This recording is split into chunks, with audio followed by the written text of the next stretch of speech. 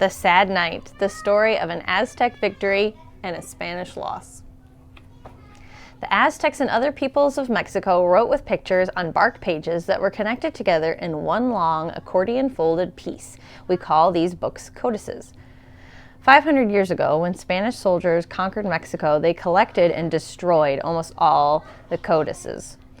The artwork of this true story is based on the fewer than 20 codices and codex fragments that remain.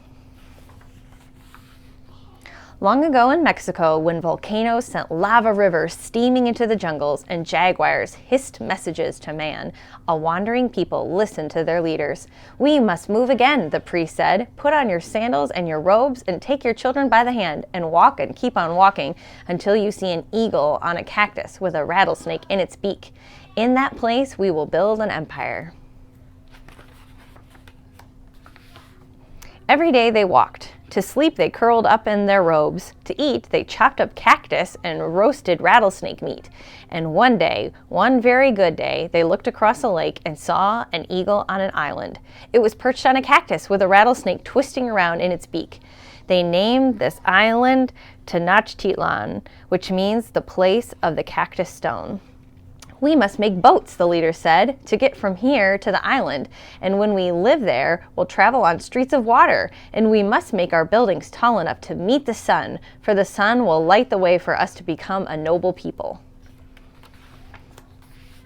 The people worked hard. They built huge stone pyramids and put temples on top. They constructed palaces of stone with hundreds of rooms. They built causeways across the lake with bridges they could take away. They were safe. They were strong. They were the Aztecs.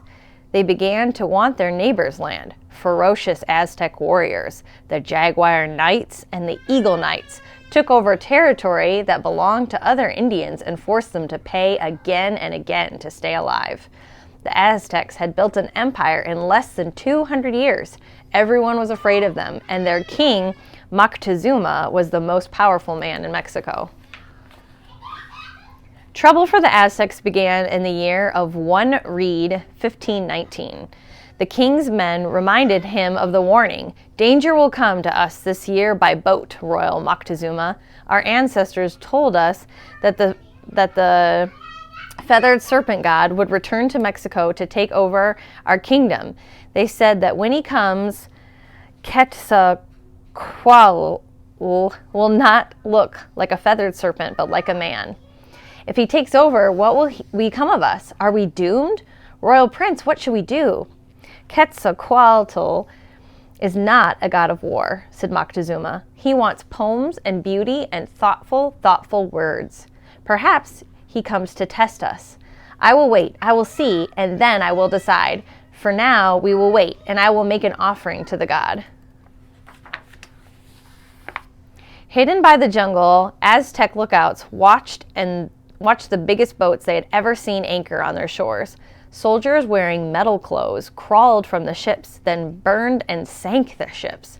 The lookouts ran back over to the mountains to Tenochtitlan with the news. Quetzalcoatl and his army had arrived from the direction of the sunrise. But it was not Quetzalcoatl who had arrived on the eastern shore of Mexico. It was actually Hernan Cortez, a captain from Spain, sailing along the coast in search of gold and land. He and his army had met some Indians who were friendly, and some who had tried to chase them away. All were unhappy with the harsh Aztec rule. Moctezuma sent messengers to the Spanish campsite with gold gifts for Quetzalcoatl. He hoped the god would bless the Aztecs, then go back home. But Cortez, realizing that he had been mistaken for a god, began the long march to Tenochtitlan. Again, Moctezuma chose important gifts from his treasury of gold and jewels, and he and his men met Cortez and his army on a causeway. Does a king fight a god? Only if he wants to die. Moctezuma welcomed Cortez. Please consider my palaces your home. Come rest and eat. We are ready for you. The Spanish soldiers stared in amazement at the beauty of Tenochtitlan and the noble Moctezuma and their golden presents. They asked one another, "Are we in heaven?" Yet in the palace, the soldiers of Spain went to bed with their boots on in full armor, clutching their weapons. Outside, the Aztec warriors whispered to each other that, gods or not, the Spaniards seemed like enemies. On their march from the coast, Cortez and his army had killed many Indians with weapons that no one had seen before: cannons, guns, metal knives, dogs trained to attack, and horses that carried soldiers. The Aztec generals wanted Spanish blood to flow. "Say the word, Royal Moctezuma," they snarled, "and before the sun leaves us today, we will slay these intruders as quickly as a jaguar pounces on a rabbit." Meanwhile, the Spanish soldiers complained to Cortez. "There are thousands of Aztec warriors and only 400 of us. You must do something to protect us, sir. Please do it now." So Cortez, his captains, and Donna Marina, their Indian interpreter, marched to the royal palace. With strong, smooth words, they asked Moctezuma to come stay with them as a hostage until they felt safe. Moctezuma did not want to go. "You are my guests," he assured them. "Therefore, you cannot be in danger." Afraid that their plan might fail, a Spanish soldier threatened to stab him. To prevent bloodshed, Donna Maria urged Moctezuma to go with them quickly. The king agreed, ordered his guards not to move, and went with Cortez.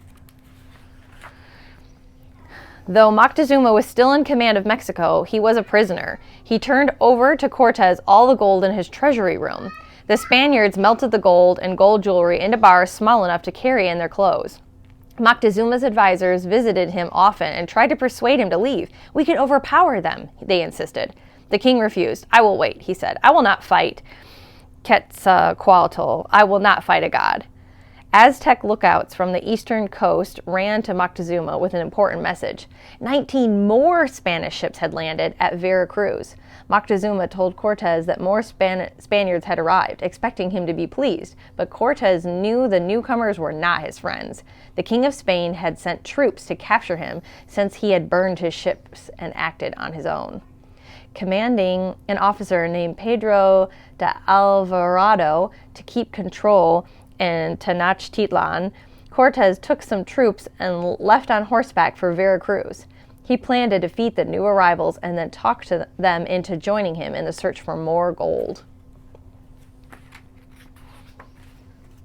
Meanwhile, Alvarado gave the Aztecs permission to dance in a religious ceremony in front of the great temple.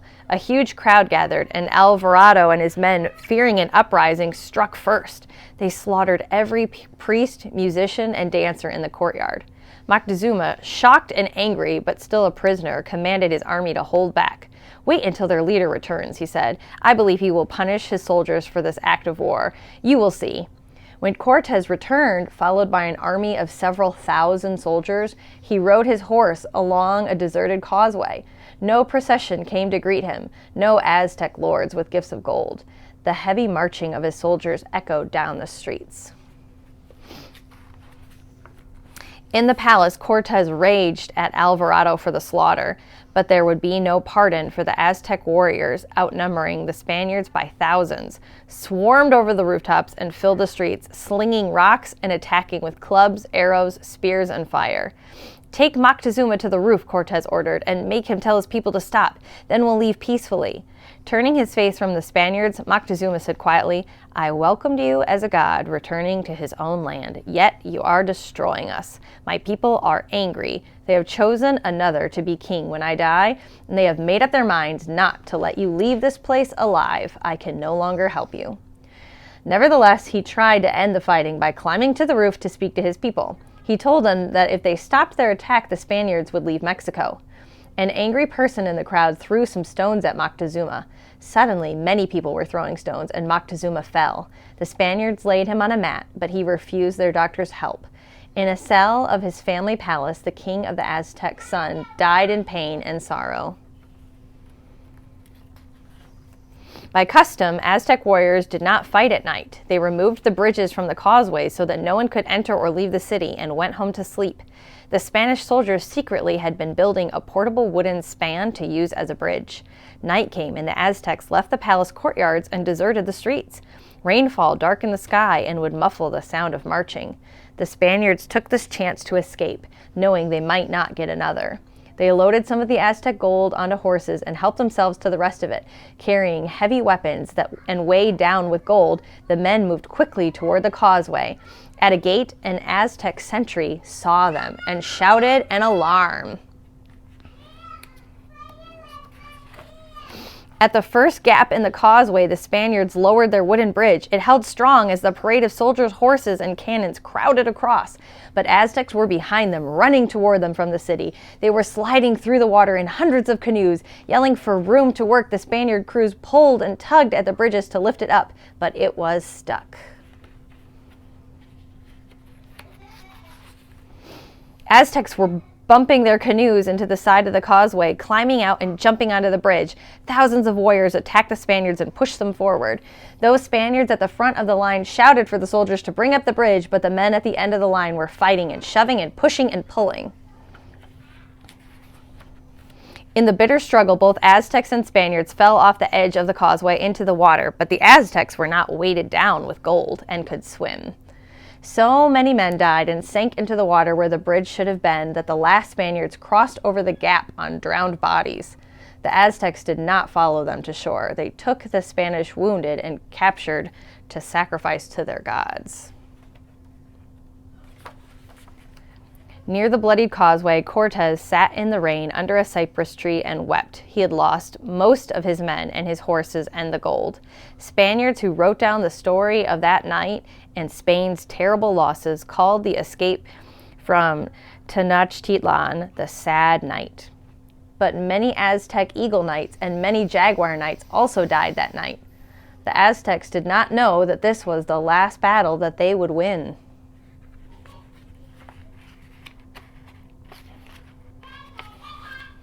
A year later, Cortez and his men marched back with more cannons and more men. With the help of the Tlaxcalan people, they had built a small fleet of ships, which were then taken apart and carried piece by piece over the mountains. The ships were reassembled at the lakeshore. This time, the Spaniards fought the Aztecs to the ground and conquered the city.